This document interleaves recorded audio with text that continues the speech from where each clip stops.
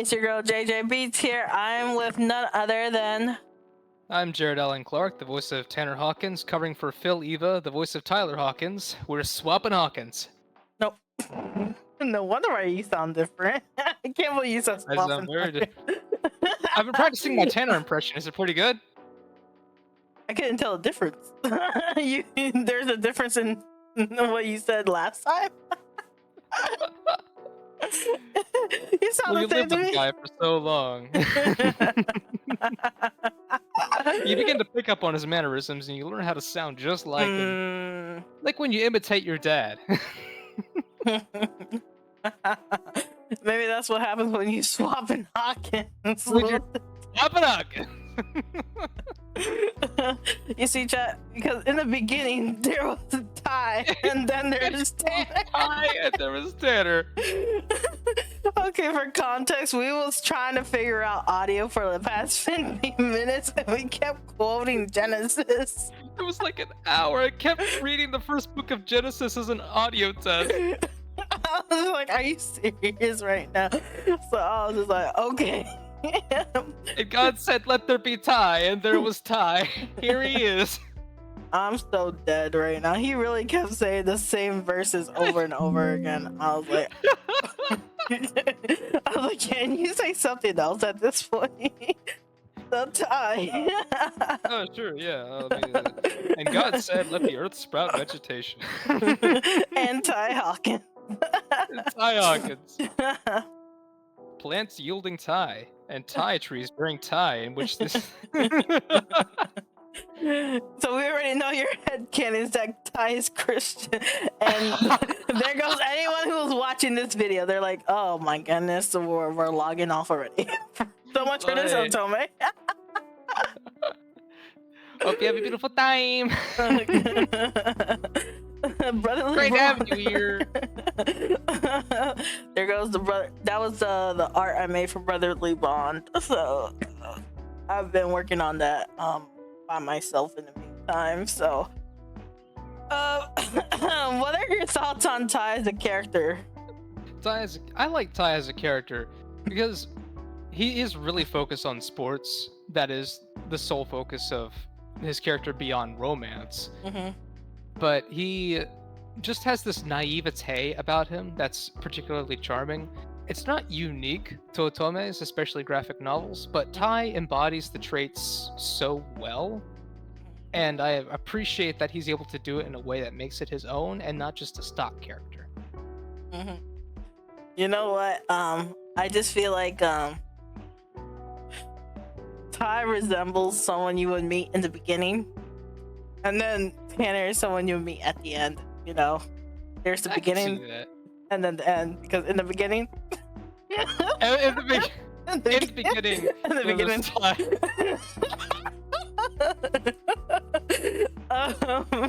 So yeah. In the beginning, God created the Tanner and the Ty. The Ty was without form and void. And the darkness was over the face of the Ty. Because first there was Ty, and then we're like, you know what? Without Tanner, he is not complete. So now there is Tanner. And the spirit of God was hovering over the face of the Hawkins. Oh my goodness! I can't believe we're thinking. We're gonna leave this in too. That is so extra. We're so extra. It's a great joke.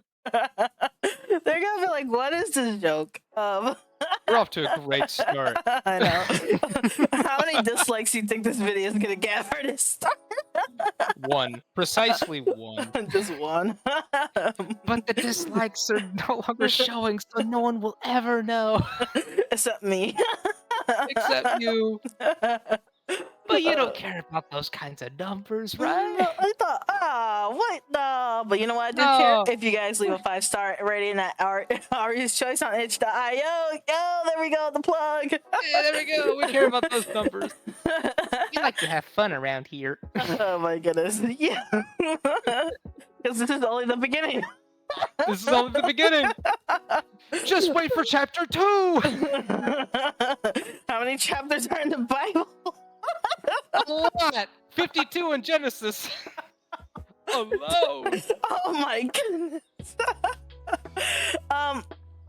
Where do you rank Ty among the boys in terms of like the favorites. That is an excellent choice. I'm not really up to date on what the general public thinks about Ty. As for me, Ty, I'm gonna put at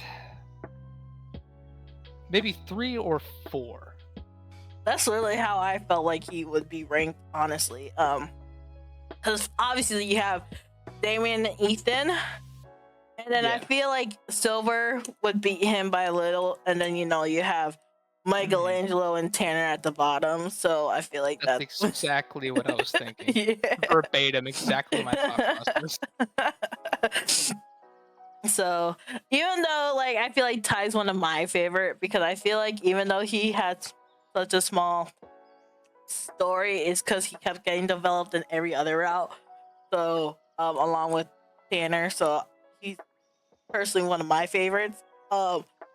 I think we'll get into the naivety later. But like I just think he's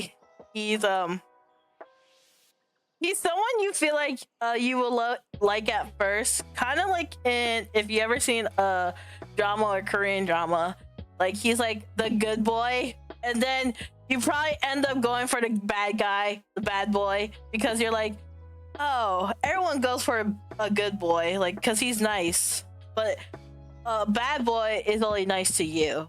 And I feel like that's what Ty captures. Yeah, I could definitely see that. Yeah, it's just the way of a high school interest is people are drawn to the mystery of it. So with a nice guy or nicer guy like Ty, you get everything up front, you like it, but then the mystery is over, and the bad boy you kind of want to uncover. But then when he starts opening up to you, you're more drawn to it. And so you're on to the next thing, because people have the attention span of a goldfish in high school. So, granted, we're talking about college here, but I think the principle still stands. Yeah, so that's why I'm like, I feel like that's kind of how the twins are. Like Tanner's like the bad boy in that instance, where it's like he takes forever to open up to, but like you want to stick around to, even though he's not a love interest, but it's like once you uncover him, you're like, oh, I want to keep him around, even though I guess if he was DLC. But like, which is something you guys can make possible if you ever want to support Cough Cough. I love a DLC. Well, Ty is more of like, you get what you get, and there's no mystery to it, but you already know what you get. So it's like, do you want a mystery, or you already know what you want, and this is what you get.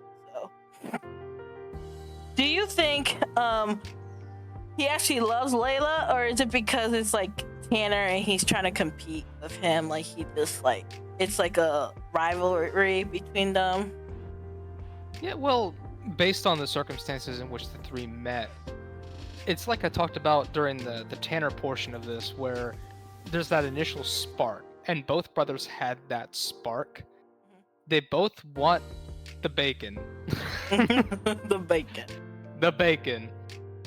And I think it totally can be fueled by a sibling rivalry of, I want to have this victory over this person who I acknowledge as my equal or rival. So it totally could be fueled by that, because Ty is very sports driven, and you could see this as yet another competition to win.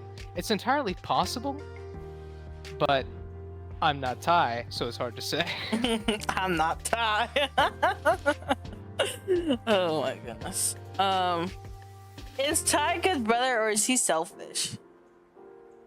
I think in most ways Ty is a good brother. He's never trying to sabotage Tanner. He may be trying to win over Tanner, but never trying to sabotage. And I think that's part of good sportsmanlike conduct. For selfishness, I do think he is a little oblivious about how much Tanner likes Layla. Talking about this situation in particular, but he's not exactly trying to get in Tanner's way beyond his own ambition. So selfish, yes, can be selfish, but in the end, a good brother overall. It's just this one particular point of strife in which he's trying to beat out Tanner. Yeah, I'm just like, to me, I feel like some people might think like that might be one of his faults because he's too nice. And it's just like, but what is his flaw per se? His flaw, yeah. Yeah, and it's just like, I don't know if not being naive is a flaw. Yeah, would be a flaw. So I just feel like it would be like unaware that he's selfish or something. So that's why I was like, do you think he's selfish? So I would say if he's selfish, it's not of malicious intent. It's just being dense and oblivious of how he's affecting other people. I can say that I would identify with the trait of being dense and oblivious because I've been with some friends who's like, that girl was totally checking you out. Like, what? I didn't even know. Did you not notice how she was talking to you? No! She said hello! I thought nothing more of it. Wait, can we go back like 5 minutes so I can re-examine what happened there? But I would say, yeah, if Ty is being selfish, it's out of being oblivious and not of malicious intent. what do you think the dynamic between Ty and Tanner was aside from like their rival? I had an answer for this and I completely lost it all of a sudden. Dynamic between Ty and Tanner is that Ty is inexperienced and he needs some guidance. Tanner steps up to be that guidance, but he's just as lost as Ty is, so it's the blind leading the blind. Ty does not know. Tanner thinks he knows and is trying to teach Ty, but is just as lost as Ty is. Yeah, because it's like, you would think like Tanner would be the mature one, but they're the same age, so how would Tanner be the mature one? Exactly. Like, it's like they have like the same household and everything. It's just like, where would Tanner have learned all this stuff? They're always together, so it's like. Did we establish which twin is technically older? Because Tanner. usually that's Tanner is technically older by like say what 3 minutes? I was gonna say 3 seconds. 3 seconds. Like it was gonna just be outrageous. It's like 0.3 3 seconds or something like that. Like so I wanted it to be super outrageous, but like I was just like maybe 3 minutes makes more sense. But like maybe like for comedy wise it'd be like 0.0000000. Yeah. Seconds. So Back in my day, when I was your age, I was being lectured by my older brother, just like you are now. Like, I don't know. Do you think we should go for like the comedic route? It's just like, yeah, he's older by not even like a full second. It was just like they really like had to use a stopwatch. It's like 0.99 seconds. Oh, yeah. I don't think that's physically possible. That's that what I'm poor saying. mother. My goodness. Like she was just like, oh, I got this release. Shotgunning him out. That's what I'm saying. Yeah. It's just like, wait. We're blunderbusting babies. So it's just like we can have either the super comedic. It's like, how is that possible? It's like we're super competitive. Double barreling babies. It started since childbirth. 12 gauge blonde. We wanted to see who would come out first.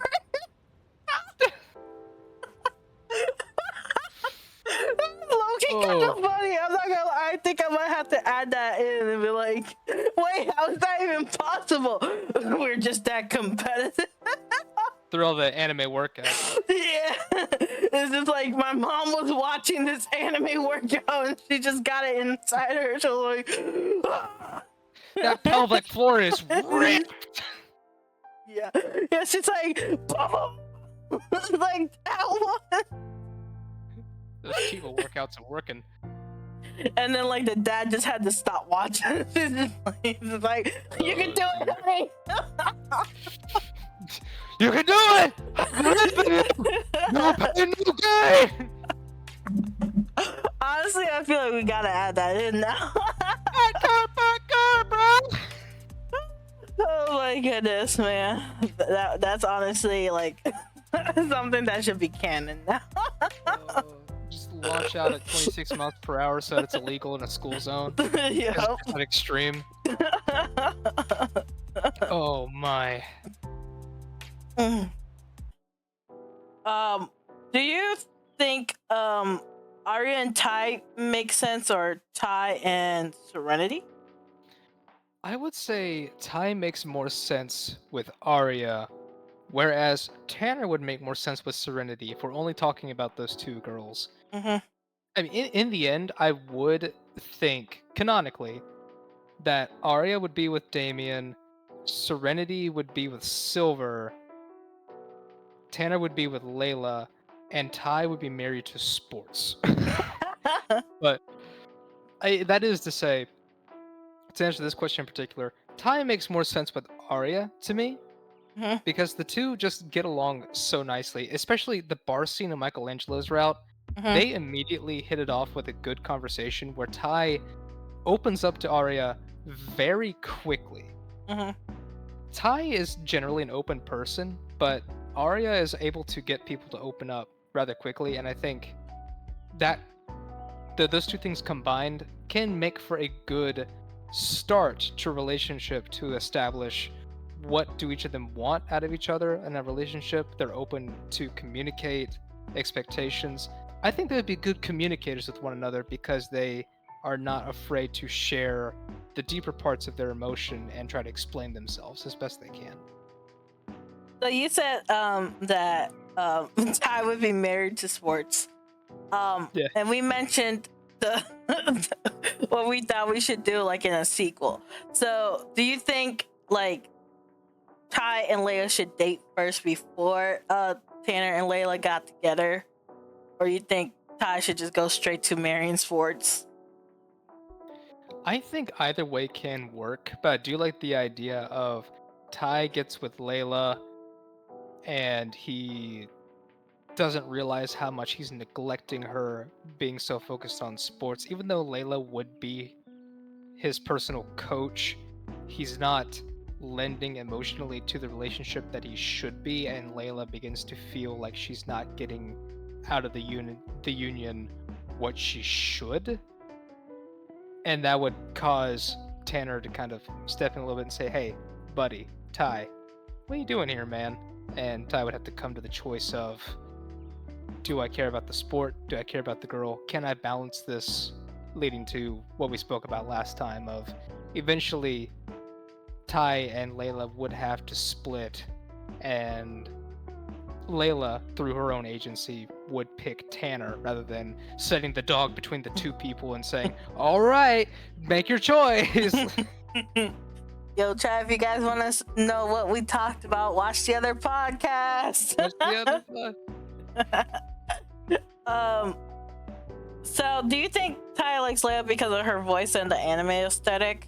Because you said the initial spark. What do you think the initial spark was?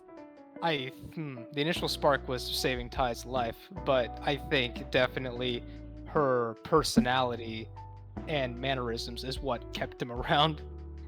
Being able to do anime workouts is such a unique and niche thing for them to enjoy as friends that it's just it's so much fun. The concept is so much fun, and being that's something they can enjoy together, that does develop the relationship even if it is platonic. But Ty doesn't remember Layla. Like he it's a foggy memory what happened at the concert.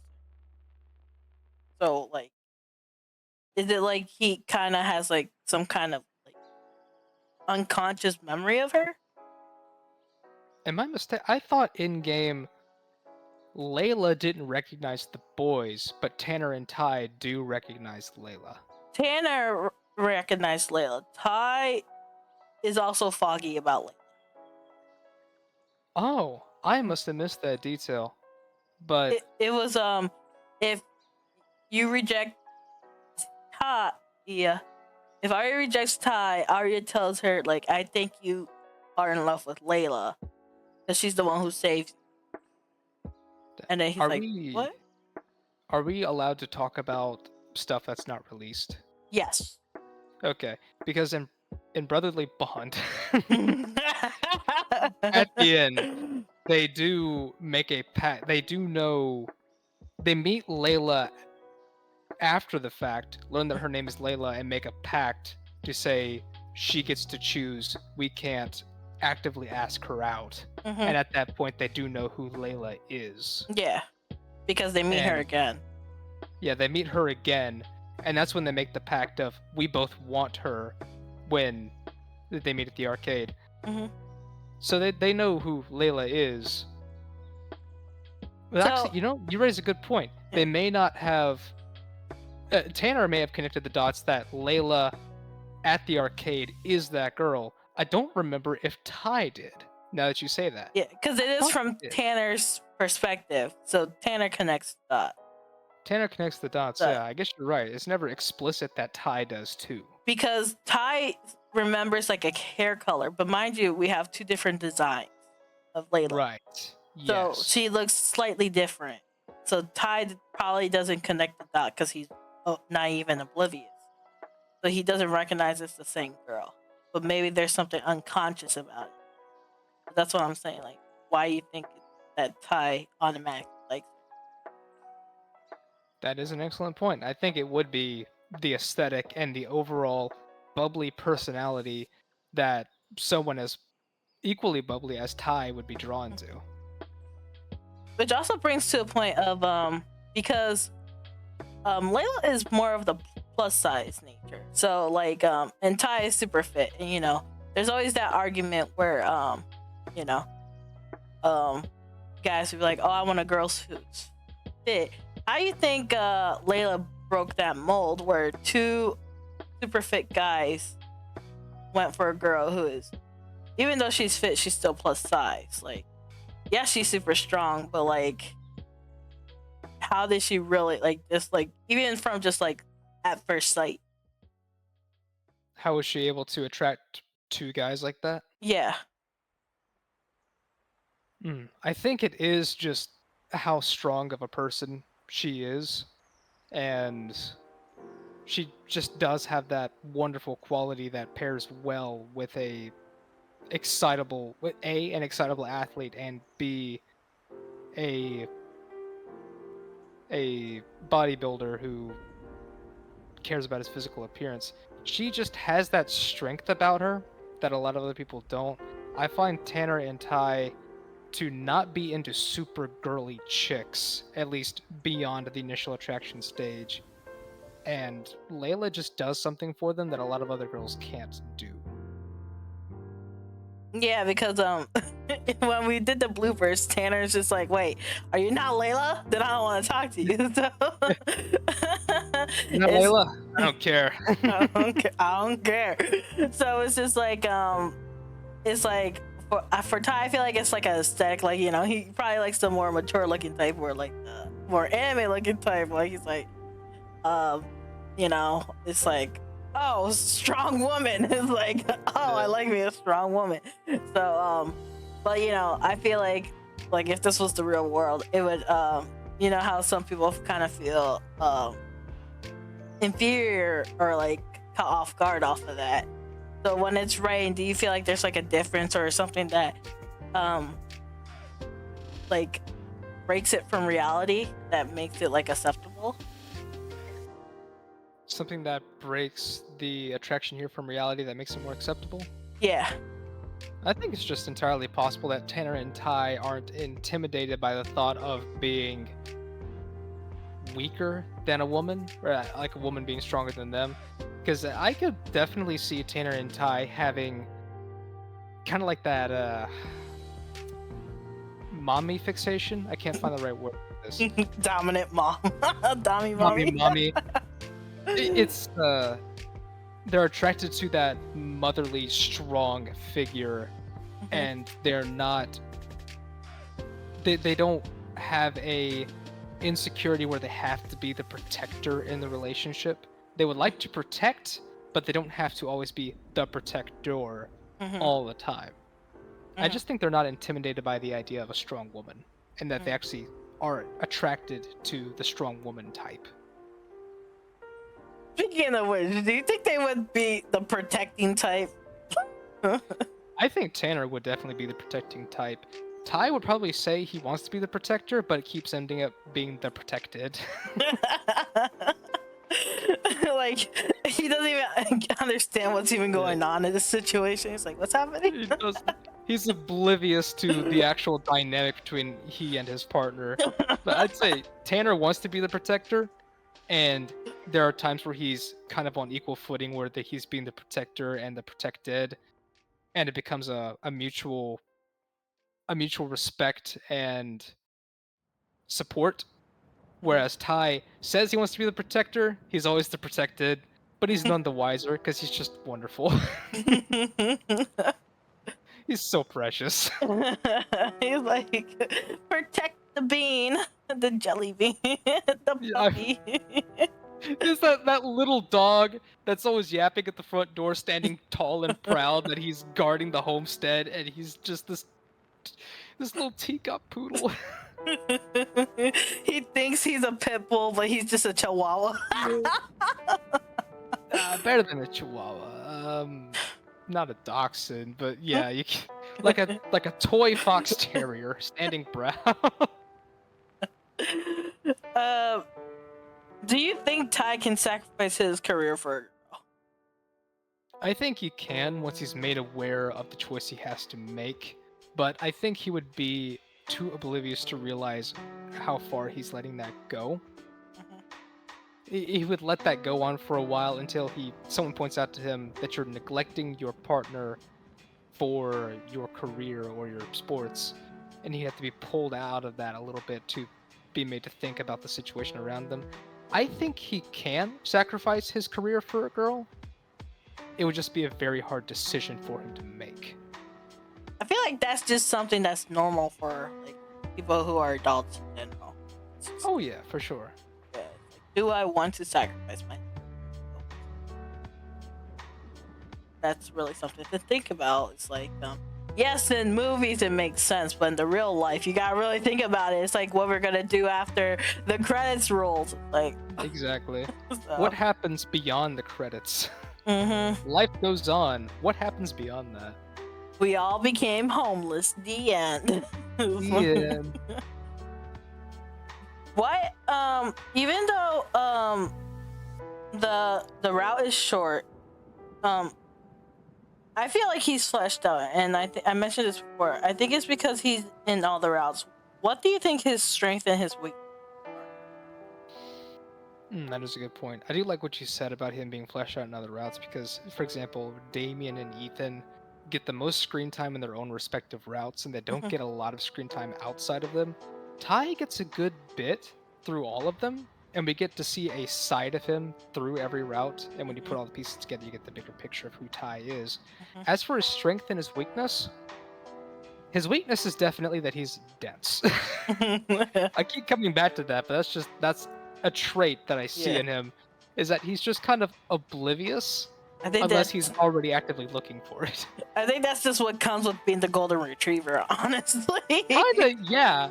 Being that character that's likened to a pet dog, yeah. You're just going to get that trait out of him. For his strength, though, he is very genuine. He's upfront. He is forthcoming with what he's thinking, unless he's made a pact saying that he can't do that. And he cares. He really does genuinely care. If he's selfish, it's not intentional, but he cares. Like, I remember in the one scene where he is with Serenity, and the one, this girl and guy are like, get the leash, and they're like, yeah, why do humans need a leash? And he's like, don't worry. Sorry, like, don't worry about it. Summer child. Yeah. He's like, don't worry about it, good boy. He's like, woof woof. The character whose strength is loyalty and weakness is density, like a dog. Straight to pet. Straight to bed. I was just like, I had to add that. I was just like, woof, woof. I replayed that route, and I remember that I'm the random boy on the beach. Oh, that was you? It was me, but it was from a really old take when I was still just doing extras. Would you love me if I was the Lord? But I remember the script being like, how am I going to love a worm? And I kept stumbling over that until I realized that it was literally written, how am I going to love a worm? It's like, that's why I can't say it straight. How am I going to love a worm? Honestly, I would just step on you. I don't pay attention at the time. No, dialogue. I was just like, I mean, I wanted someone else to do the comedy, and I was just like, you know what? I'll just say whatever. And no one else was fixing the grammar. I was like, I guess it's staying in. Yeah. I did like 5 takes stumbling over it. Like, oh, that's why I can't say it straight. Let me try it correctly this time.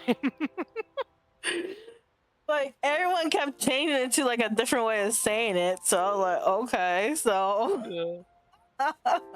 There were a lot of hands in that pie. Too many bakers in the kitchen. So funny. Which one do you think fleshed out his character the most in like the side routes? In the side routes? That's a good question. I think we get a good bit of him in the Michelangelo route, honestly. Because that's where he's at the bar, acting dejected over Damien getting all the attention from Layla, and Arya speaks with Ty for a while about that, helping him come to terms with what he's feeling and calling Arya a good friend after that exchange, similar to the amount of exposure we get to Tanner in Damien's route when Arya is waiting for Damien to show up to the dance. Oh yeah, because I was trying to have a good contrast with twins. I think that's why I like their characters the most, even if they're like kind of stereotypes. It's just because like they're kind of made off of the whole triangle concept too, because they're the love triangle.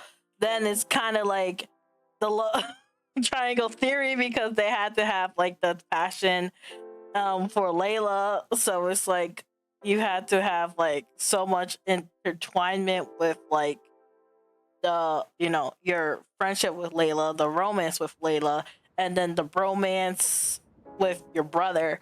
So it's like there was so much that had to be put into play with them, and it's like you could only flesh out so much in like in a love interest route. So I was just like, in all the other routes you have to flesh out what it would be like. So yeah, because that is a hard balancing act to make sure you've met all of the characters and you've given pieces of them in each route that aren't present in the others, at least not to that degree, while not making them the central focus of a route that's not theirs. And I think that was very well handled, especially in Ty and Tanner's case. Sorry.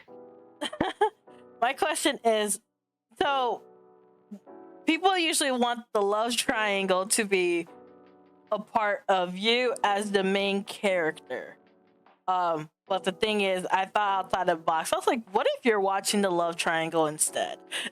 And people are like, it kind of takes away because you're supposed to be selfish in a visual novel. How did it feel watching the love triangle develop instead of being inside the love triangle?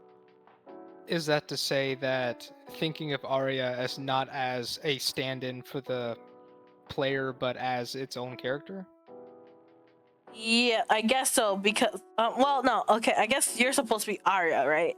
But yeah, you're not the one that experienced the love triangle between Ty and Tanner. That's Layla. So I see what you're saying. Yeah. Because it is a whole B plot going on without agency from the player, and I think that makes the game feels so much more lively, that there is another story going on with another girl making another choice, Layla's choice, that's completely outside the agency of the player beyond, you know, what route you went down. That's kind of the choice that makes Layla decide.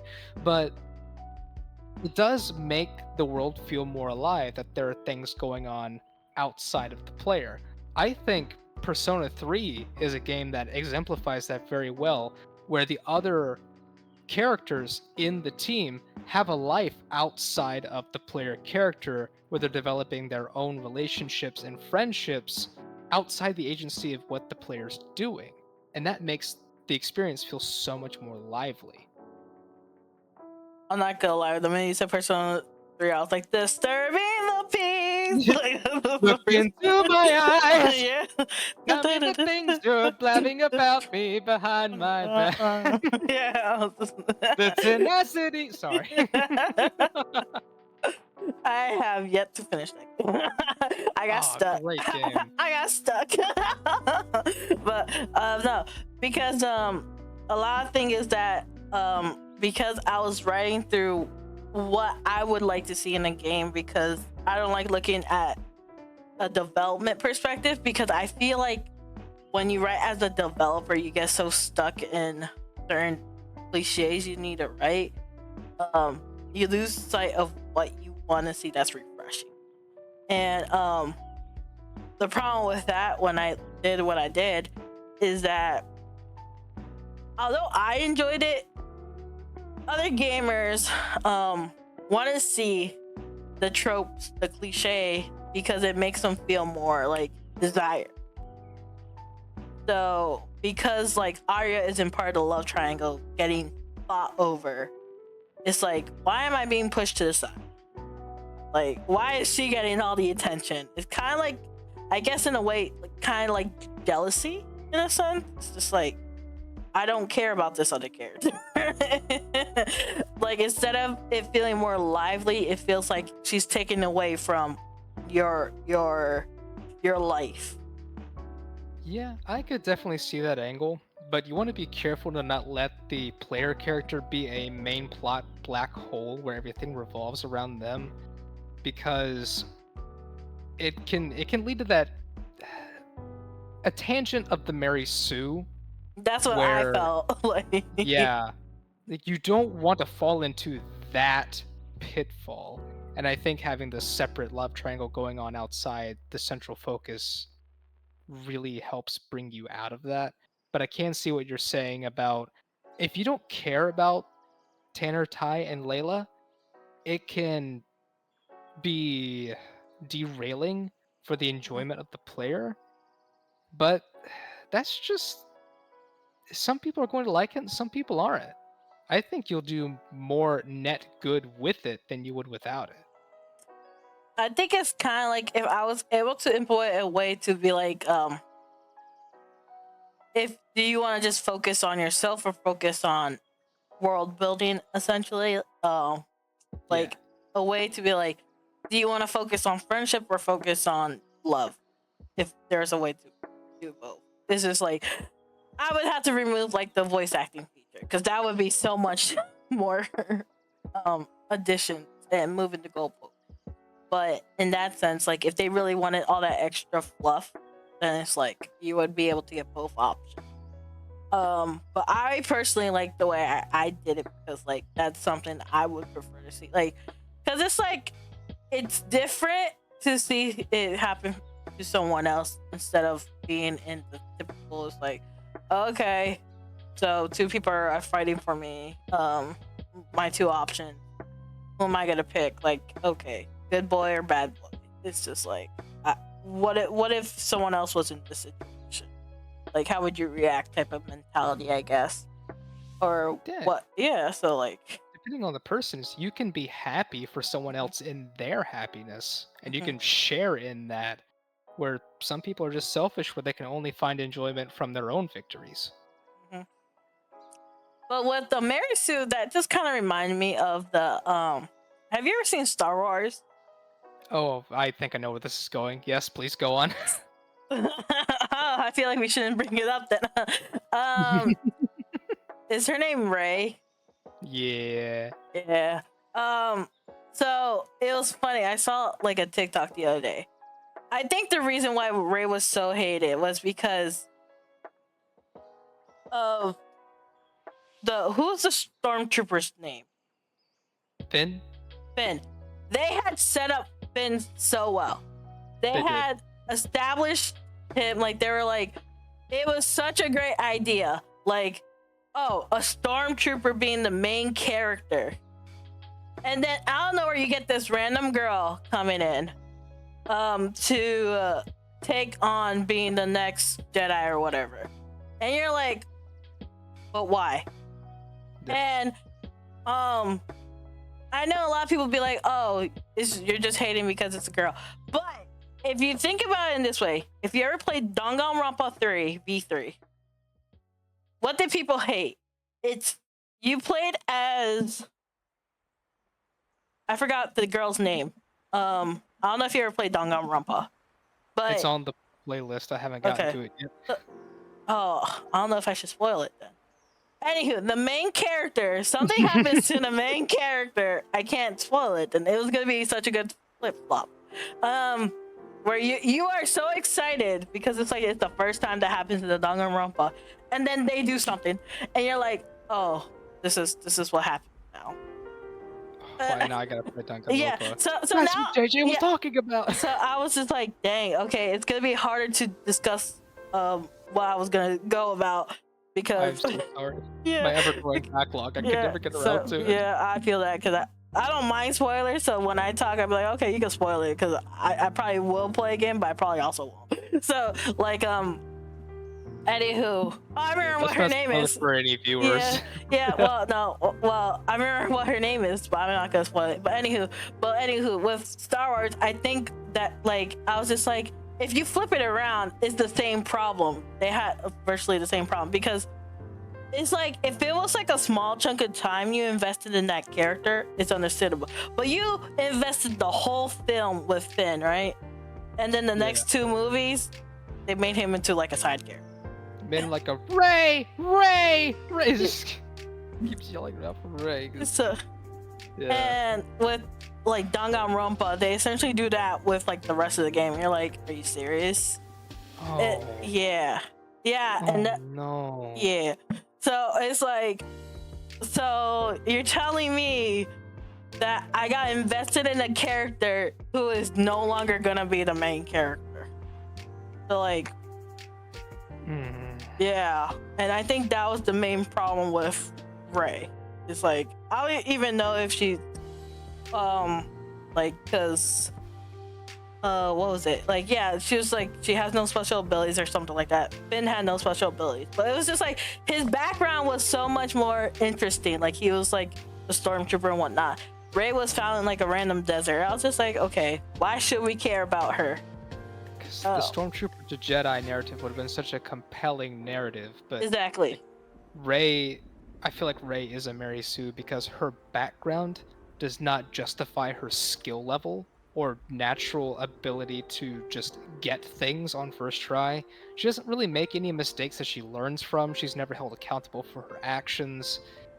She was a scavenger since she was a child, and she just she rises. I'm trying to say, not to give any spoilers. I'm trying to really not just say the things I'm thinking, but her skill level and abilities are not justified by her background. People say that Anakin is a Gary Stu, but being that he was spawned from midichlorians, so he has a natural sensitivity to the Force, and that he was trained from a very young age by Qui-Gon Jinn and later Obi-Wan Kenobi to be who he was, makes so much more sense than what Rey did. And I feel like Finn got cheated out of a really, really good narrative. I've heard, I don't know, that it was kind of a censorship thing where they were trying to appeal to certain marketing demographic.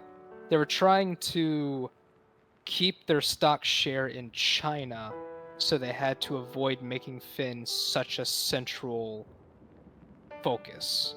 I don't know if that's true, but that's just what I've heard. Yeah, I don't really know, but it was just Finn would have also been a very good character to focus on at that point in time. I would say, I'm not gonna develop into why, but I feel like we could have also been oh, but this would have been a stepping stone in itself. if we really wanted to go deep about it. But like, and it's just, when I think of characters, I think of more backgrounds instead of other type of things. And so but with just the whole stormtrooper aspect, it would have just been enough, honestly. So That would have been really interesting to see. yeah, so it's just kind of disappointing to just to see how it all went about, because I know some people didn't like was it called Rogue One? Yeah. But I honestly didn't mind it, and like it was with a female lead, right? Yeah. So like it's not like you're not allowed to have a female lead. I know in certain places they don't like having female lead because it doesn't appeal to having a higher audience. My friend told me like the reason why Persona stopped adding like a female MC is because they're losing money because female lead doesn't sell. They didn't like Maya? I don't know about that, but I'm just saying like you have to spend more money, because think about it, you have to voice the character and then have different dialogues and whatnot for it. So it's a nice option, but if you have to do all that for like a AAA title, it's like, you know. You're talking about adding Kotane to Persona 3 Portable, right? Yes. Yeah, because they did have to get the cast to come back to redo lines that had he and him in it to she and her. But I was also thinking about Maya from the Persona 2 duology with Tetsuya, where it was just a whole game that Maya was the protagonist in. Yeah. So it's just like, you know, it's just like it just really all depends on like the story you're going for. But yeah, like I think Rogue One did a good job, because I really kind of want to spoil how it goes, but like it was a good standalone movie, even though a lot of people did not like it for some reason. I don't know why people didn't like it, but it was a good standalone movie. So like if they wanted to like establish Rey as that type of character, I feel like they could have literally just made Rey for that movie, like they did with that character. I don't remember her name because it's been a long time since I played it, saw it, and no one really talks about Rogue One. But it's not because I don't value the character. It's just more so no one really wants to talk about that film. So yeah, for some reason. Yeah, I was just like, I don't know why people think it's such stronger Disney releases. Yeah. Yeah, I was like, I don't know why it's such a negative film. It was actually pretty good. So, yeah,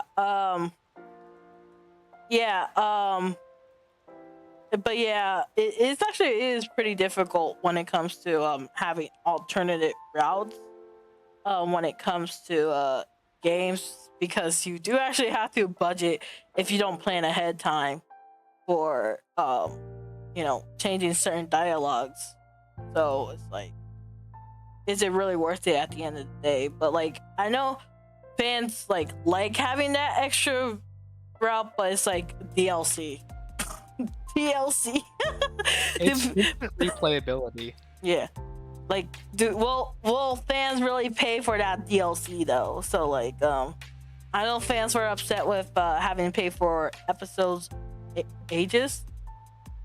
Episode, I guess. Yeah. Yeah, because I think it was already part of the either portable or PlayStation version, PS2 version. P3 Fez had episode Igus, but for P3 Reload you had to pay for it separately, and it was not included in the Ultimate Edition, which I bought. It wasn't even included in the Igus edition. That was like $200 and had a physical Igus statue. It wasn't included in that either. And I still bought it because I'm a clown.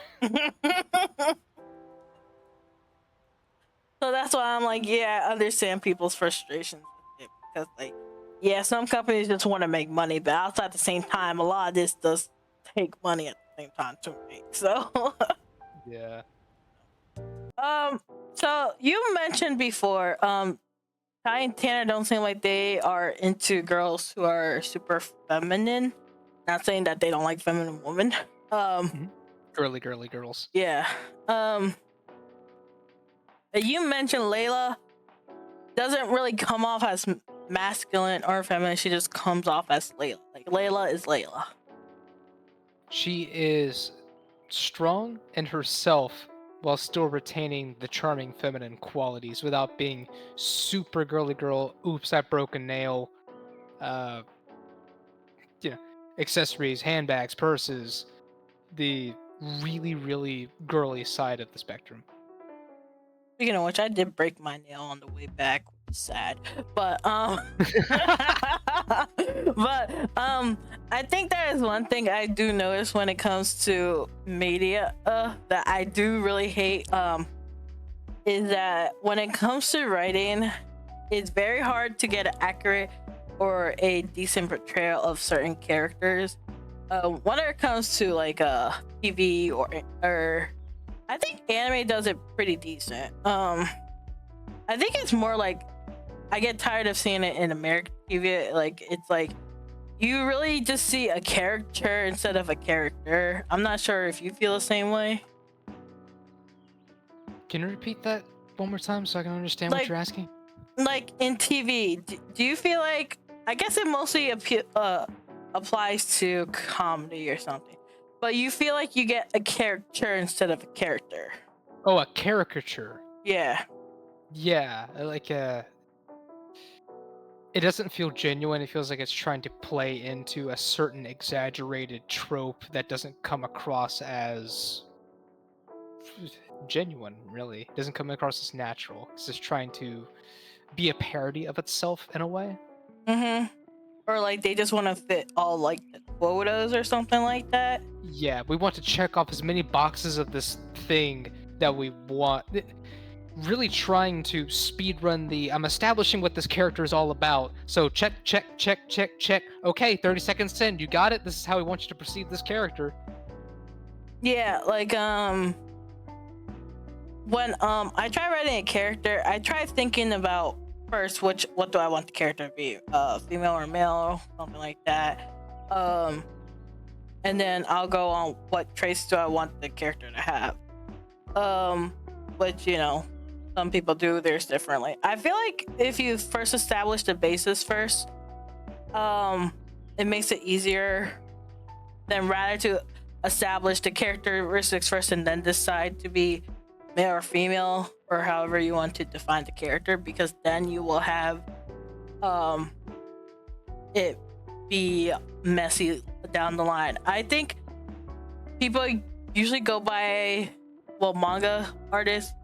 If you ever heard of Araki, he has this big template on how he makes a character. But the reason why I do it that way is like, because if you don't define the character at first, if like you start being like, I want super masculine, etc., etc., etc., and then you're like, you know what? I don't have any girls in this game. Maybe I'll just make this character a girl. And then you're like, this feels out of place. And then you're like, did I just make this character just to like have this character, or does it feel like I wanted this character to be in there? Because I feel like that's what happens with certain characters. Like they always feel out of place because they weren't added there just to actually fit in the game. A token character. Yeah. Which is something I was trying to avoid in this game. Yeah, I could definitely see that, because you feel like there isn't a certain diversity to it that you want to include, but does the character being male or female or whatever ethnicity they are serve the character, or are you just making the character like that to check a box? Yeah, so like when it comes to that, is there like a certain book or something you read that kind of did fill the box but you think did it in the right way? As in the character being, say, Latino, serve the character and make sense for it, rather than just being a token Latino character. Yes. I guess if I'm going to think of one, the first one that I can think of is Ricky Ricardo from I Love Lucy, where Ricky, being the Hispanic character that he was good for the character, being that he was a showman who performed Latin music that was what he did professionally, and it served the character very well rather than just being, say, a token Latino, even when that wasn't really a concern at that time. As for other characters, I can't think of one that comes to mind, but there are some that definitely have an ethnicity or a male or female orientation that serves the character in a positive way rather than just trying to be different than the others. Yeah, I guess like you know, I understand people might have a good intention to it. It's just like whether a positive intention is there, sometimes it could have a negative repercussion. So it's like to understand why you did it in the first place. What kind of girl works best for Ty? What kind of girl works best for Ty? One that will keep him focused. I do think Layla in Ty's route is good for Ty because she's a personal coach to him and keeping him focused on his athletic goal. That doesn't necessarily mean that his potential lover has to be that person for him. It can be a friend. Layla can be a completely platonic relationship and still serve that purpose. But for Ty, definitely someone who will watch their surroundings and pay attention to the situation. Have situational awareness, because Ty does not have that sometimes. He is loyal and oblivious, like a golden retriever. So like in that sense, I don't know, would it be best like if a sequel was made, it's like had Layla and Ty platonic and then just had Ty and Tanner like, or not the incest route. Ty Oh my gosh. or Tanner and Layla to just be romantically involved. Like that's the thing. It's like, because then you have like the whole brother situation. It's just like that you was with my girl. It's just like, I don't know. It's like it's like a crazy thought.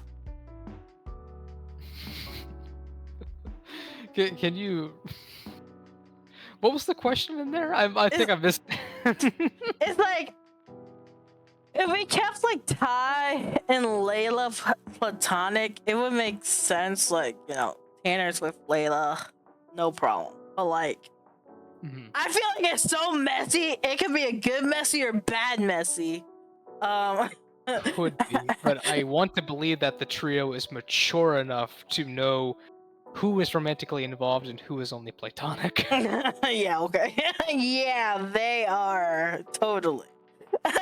Truly, they have that level of maturity, enough wherewithal to know. Or Ty is completely unaware and is so focused on his athletics that he just wouldn't be aware of what's going on. Bruh. Oh my. Why didn't you pick Ty to audition for when you closely resemble to his type of personality? Because I don't think we made Tanner at that. At that point, when I auditioned, it was in May of 24, and the only open auditions were Silver and Michelangelo, so I didn't even know that Ty was an available option. I auditioned for Silver and Silver only, then got asked to do extras. Would you have auditioned for Ty if he was open? I totally, if as many open roles as there would have been, I would have auditioned for all of them that required what I can do. I didn't audition for Michelangelo because it did call for a Latin American accent that I can't do. But if Ty was an available option, I would have gone for it. Honestly, I don't even think I really needed the Latin American accent for Michelangelo. I think it just needed a soft, calm voice. But I can honestly, check the page, but I think it definitely said Latin American. No, because I wasn't the one doing the casting call. But I'm just saying, looking back, I don't think I really needed that. But honestly, I don't really think you definitely fit more of like the hyper type of guy. So I can do a hyper guy if you give me a little time to work up a bit of adrenaline. Yeah, just be like, I don't need you to be calm, I need you to be hyper. It's either, do you get me right after I got off customer service work, or do you get me right after I exercised? What energy are you going to get? Favorite Ty moment? You can be privy oblivious, as we mentioned. Oh, favorite time moments. I think it was right after Tanner and Layla got together at the end of Ty's route, and Ty is incredibly happy for Tanner. Like, Yahoo! You go, bro! And following that, when the promise ring that Tanner gave Layla was also an engagement ring, and he's like, oh, what? That was, to me, a very well delivered line by Phil Eva that I totally love. Phil Eva nailed Ty. He did a great job with the role. Energetic moments like that, I think he delivered them perfectly. And I would say that there is one of my favorite Ty moments because it's so full of energy like him. But it also kind of subverts what your expectation of his reaction would be if Tanner and Layla suddenly became involved, especially that deeply, that quickly in his own route. Why do you think Ty is more naive about girls than Tanner is? I think Ty isn't really interested in romance as much as Tanner. Ty is focused on his sports. Tanner is kind of focused on, I guess, in this case, the love triangle, getting the girl. Even though this was initiated based on a bet to try to win her over without directly asking her out. I just think in general, Ty liked the competition and he liked Layla, but that was the initial sportsman-like competitiveness that got him into that, more so for Tanner, who liked the girl more so. So Ty has other interests that draw his attention like a goldfish. So you hold the football or soccer in front of him and he forgets the other interests around him. Tanner is fixated on the love interest because he doesn't really have much else in the story to hold his attention.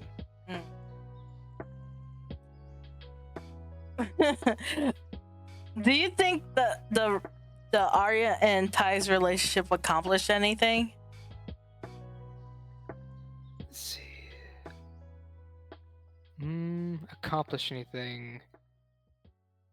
Arya and Ty's relationship accomplished anything? I would say that it got Ty to open it. It accomplished something from a narrative perspective where we had to get Ty to open up so that the player could understand more about his thought processes and what motivates him. I think the relationship, particularly in Michelangelo's route, brings that out because it's not as prevalent as it is in other routes. It was like that balancing act we talked about where you don't want to reveal too much about one character, especially not in their own route, but you want them to be present and you want to get only a piece of the picture. Ty and Arya's relationship in Michelangelo's route brings out that in him, and in Ty's own route, we accomplish his caring nature, especially in teaching Arya how to throw a football or play the game, much like how Silver in Silver's route taught Arya how to play pool, that really lended a tender moment to the image of Ty. I would say you see a lot of Ty and Ty's route, even though it's so short, that really endears you to him quickly. And I think that's because you already have a foundation in who he is from pieces of other routes. What is an alternate headcanon you could see Ty in 5 years that we didn't discuss last time? Where could I see Ty 5 years from now? Was that it? Yeah, in an alternate headcanon. Alternate headcanon. Yeah. I would like to see him be successful in whatever his passion may be, if it's still football at that time, or if he decides that he would rather, I don't know, play poker, but he should professionally play poker. Or even he's just a Twitch streamer who's slaying it in arcade fighters. I think he'd be great at that. I think it's just anything where he can be competitive and let out that masculine urge to overcome the competition. I would say 5 years from now, I'd like to see him be a professional athlete, or even on the side or as a main focus or source of income, professionally play games online or do something that's a great competitive outlet for him. He's a competitive Bible reader 5 years from now. Competitive Bible reader. What was the thing you wanted to discuss about the script that we had in development about brotherly bond? About brotherly bond. Yes. Something you wanted to discuss about brotherly bond. Yes, because you said that it's okay. We could talk. I think I brought it up when it was relevant to what we were talking about. I thought at the end, when they created the pact to try to win Layla over, that was what let Ty. Because I remember we had the discussion of, did Ty know that Layla was the girl who saved his life? I thought he did, but then again, at the end of Brotherly Bond, that's never really explicitly stated. Tanner does, but you're right. I don't know if Ty does. Brotherly Bond as a whole, I'm excited to see more about that. Do you think we should see a Ty's perspective for brotherly bond, or do you think it's enough with the Tanner perspective? I think you totally could do a Ty's perspective on that. Absolutely, because we have what Ty was doing during school when Tanner was talking to Michelangelo. We could have what Ty was doing when Tanner went to go take a leak, as he put it, and met with Michelangelo at the stands and bought Ty a t-shirt, to when Ty inevitably gets trapped under a heavy board after the fire. You could definitely have brotherly bond from Ty's perspective. I would play that. I'd love to see that. What would you want to learn from that if we got to see his perspective? Like, if nothing else, like, more character interactions is a great thing to have. It's why I watch filler in anime, because I get to interact more with the characters outside the context of the main story.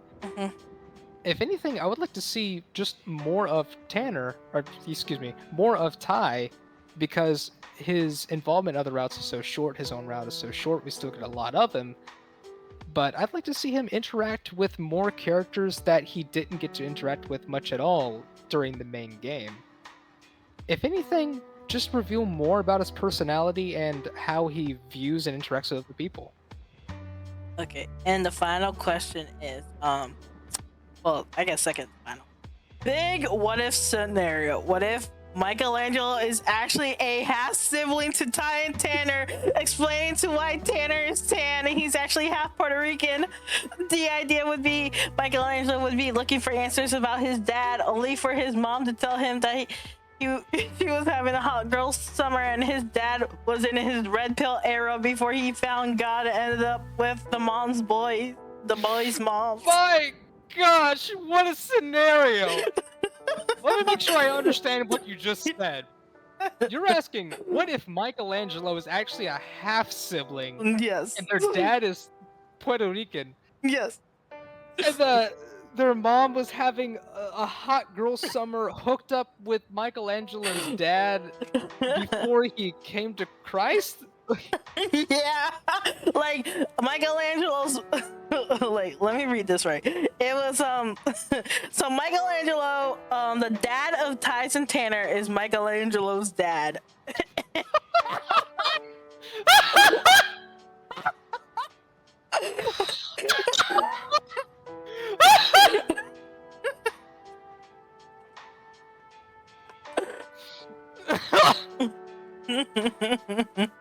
Okay, let me see if I can unpack this.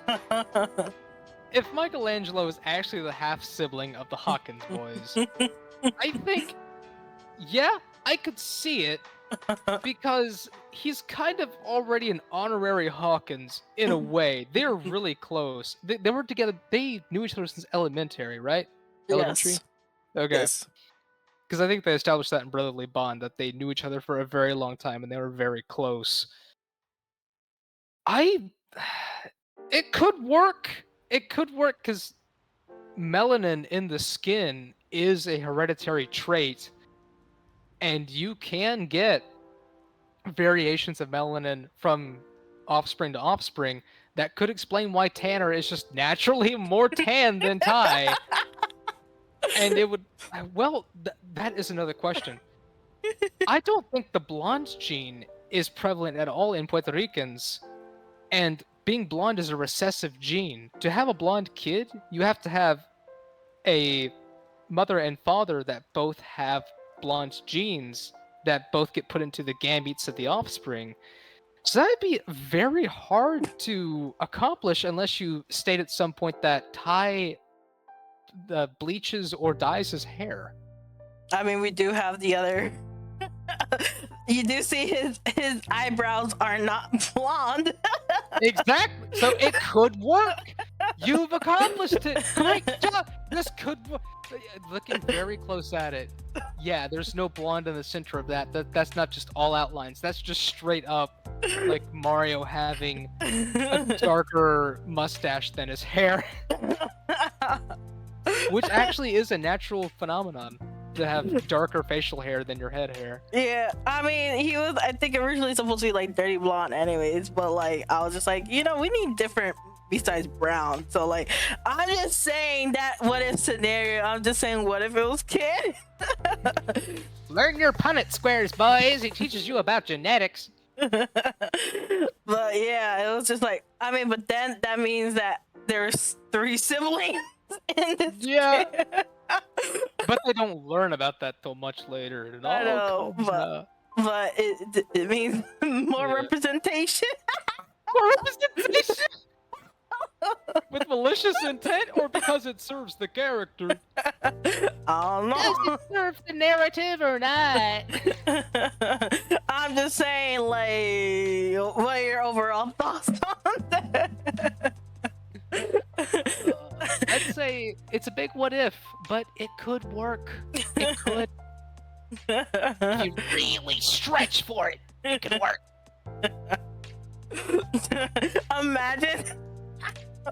There could be another thing, is that Ty and Tanner are actually fraternal twins, and Tanner and Michelangelo are half siblings. Oh my gosh. That'd be a little more of a stretch. That'd be harder to pull off. That's what I'm saying. That's what I'm saying. I don't know Like about that dog. that's what I'm saying. The half sibling angle would make more sense. Yeah, it probably would. But that means 3 siblings were in this game. Mm-hmm. So I'm just saying, like, would you think that would be like, it would make sense for artist choice with how over the top this is, or you think nah, not worth putting in? It would be a substantial B plot to put in there, but over time you could put hints of it in every route until the player has what they need to draw it together. And let that be a big reveal. Like, oh, I should have seen that all along. We just start sprinkling it in. It's like sprinkle, sprinkle. Sprinkle, sprinkle. Okay, well, thank you very much for coming. Absolutely. Thank you for having me. This was a blast. Yeah. In the beginning, there was stuff. In the beginning, there was the... And then we ended with Michelangelo and the main sibling. Oh my goodness. Anywho, with that being said, this is JJBEATS signing out. You guys have a good one. Bye-bye.